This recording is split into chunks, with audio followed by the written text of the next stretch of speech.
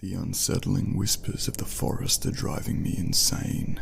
I moved to this remote cabin in the heart of the woods to escape the chaos of the city, seeking solace in nature's embrace. But what I found here was far from the peaceful serenity I'd hoped for. It all began on a moonless night, when a deep, bone-chilling silence descended upon the cabin. The only sounds were the occasional rustling of leaves and the soft hooting of an owl. I was wrapped in my thick woolen blanket, trying to ignore the primal unease creeping up my spine. As I lay in my dimly lit room, the flickering candle casting eerie shadows on the walls, I heard it for the first time, a faint, whispering voice. It was so soft and indistinct that I convinced myself it was merely the wind playing tricks on my anxious mind. But the voice persisted, growing clearer and more unsettling by the minute. I strained to make out the words, but they were like phantoms, fleeting and elusive. The voice seemed to come from just beyond the window, speaking in a language I couldn't comprehend. Each word sent shivers down my spine, like icy fingers trailing along my skin. It was as if the forest itself was trying to communicate with me, and its message was something ancient and malevolent. My heart raced, and I pulled the blanket tighter around me, my trembling hand reaching for the hunting knife I kept by my bedside. I ventured to the window, peering out into the impenetrable darkness. The moon, my only source of comfort, had disappeared behind a blanket of ominous clouds. That's when I heard it, a chorus of whispers, as if the entire forest had come alive with sinister secrets. They echoed all around me, taunting and tormenting. I couldn't bear it any longer. Panic washed over me, and I slammed the window shut, plunging the room into oppressive darkness. I huddled in the corner, clutching the knife and praying for dawn to break. The forest had become a prison, and I was its captive. The unsettling whispers were driving me to the brink of madness, and I feared that whatever dwelled in those woods was not of this world. Morning light brought little relief. The horrors of the night still clung to my every thought. I had barely slept, the sinister whispers haunting my dreams, twisting them into nightmarish phantoms. But I couldn't stay hidden in the cabin forever. I needed answers, or at the very least, a respite from these relentless voices of the forest. As I stepped outside, the forest appeared normal, a serene wilderness cloaked in morning mist. Birds chirped, squirrels darted about, and a gentle breeze rustled the leaves. It was hard to believe the malevolent symphony of whispers from the previous night. Determined to confront the source of my torment, I followed the winding path that led deeper into the woods. The closer I got to the heart of the forest, the more pronounced the whispers became, like the soft buzzing of 1,000 malevolent bees. The trees seemed to watch me with silent eyes, their gnarled branches reaching out, beckoning me to go further. I hesitated, but an overwhelming curiosity and a growing fear that I might lose my mind if I didn't discover the truth pushed me onward. As I ventured deeper, I stumbled upon an ancient, overgrown clearing. In its center stood a gnarled, ancient oak tree, its bark etched with strange symbols. The whispers converged here, their voices intertwining in an unsettling, rhythmic chant. I approached the tree, the whispers growing more distinct. It was then that I noticed something strange, an intricate carving on the tree's bark, one that mirrored the symbols etched into the cabin's walls. They appeared to be a language of some sort, cryptic and haunting. I felt a strange compulsion, as if the tree were pulling me in, beckoning me to decipher its secrets.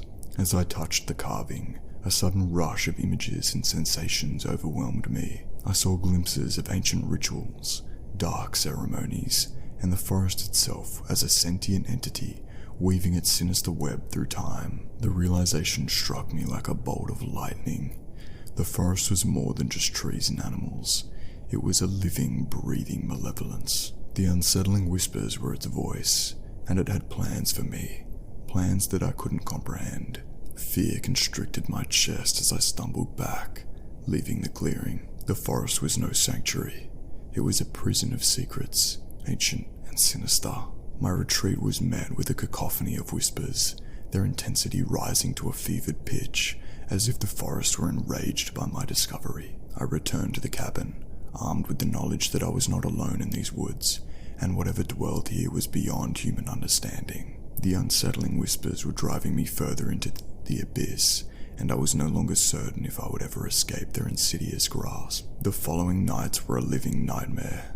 The forest's relentless whispers continued to torment me, both inside and outside the cabin. I couldn't escape their malevolent grip, and every moment spent within their reach pushed me further toward the precipice of madness.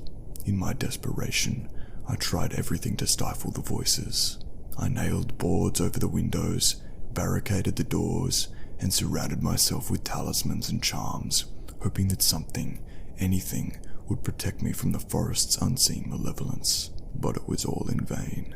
The whispers crept through the cracks in the walls, seeping into my mind like a toxic gas, poisoning my thoughts. The forest itself seemed to conspire against me. Trees bent and groaned, their gnarled branches scratching at my windows, leaving deep gouges as if they sought entry. Each night, the voices grew louder and clearer, as though the forest was aware of my attempts to shield myself from its influence. My once peaceful refuge had become a prison, and I was a captive audience to the forest's dark symphony. The whispers revealed more of their cryptic language, hinting at ancient curses, blood pacts, and unspeakable horrors that had unfolded within these woods. Unable to endure the relentless torment any longer, I decided to confront the ancient oak tree in the clearing once again. Armed with a sense of grim determination, I returned to its malevolent presence, the symbols etched upon its bark calling to me like a siren's song. As I touched the carving once more, a searing pain shot through my mind. Visions of the past, present, and future collided in a whirlwind of agony. I saw myself ensnared in the forest's sinister web, becoming an instrument of its will. The whispers revealed that I was but the latest in a long line of hapless victims, all lured by the ancient tree's power. I had to break the cycle. With trembling hands, I produced a knife from my pocket, and with a determined, desperate resolve, I began to carve into the ancient oak tree. Each stroke sent shockwaves of pain through my body, but I pressed on, driven by the need to sever the forest's hold on me. As the blade bit into the tree, I felt the whispers grow louder and more frantic. They howled in anguish, a symphony of suffering, and for a moment I believed I had triumphed. But as the final cut was made, the forest's fury erupted in a deafening crescendo, and the ancient oak groaned and cracked, its malevolent presence releasing its grip. I stumbled back, gasping for breath, as the tree withered and crumbled to dust. The forest fell silent, and for the first time in what felt like an eternity, I was free from the unsettling whispers. Exhausted, I returned to the cabin, unsure of what the future held. The forest was no longer the prison it had been, but the scars of its torment would forever linger in my mind. The whispers had driven me to the brink of madness, and I had glimpsed the abyss of ancient evil that lurked in those woods. As I lay in my cabin that night, the echoes of the forest's secrets still haunted me, and I knew that the unsettling whispers would never truly leave me. The forest had changed me, and I had glimpsed a darkness that most would never know. And with that knowledge, I was left to wonder if I had truly escaped, or merely become a new vessel for the forest's ancient malevolence.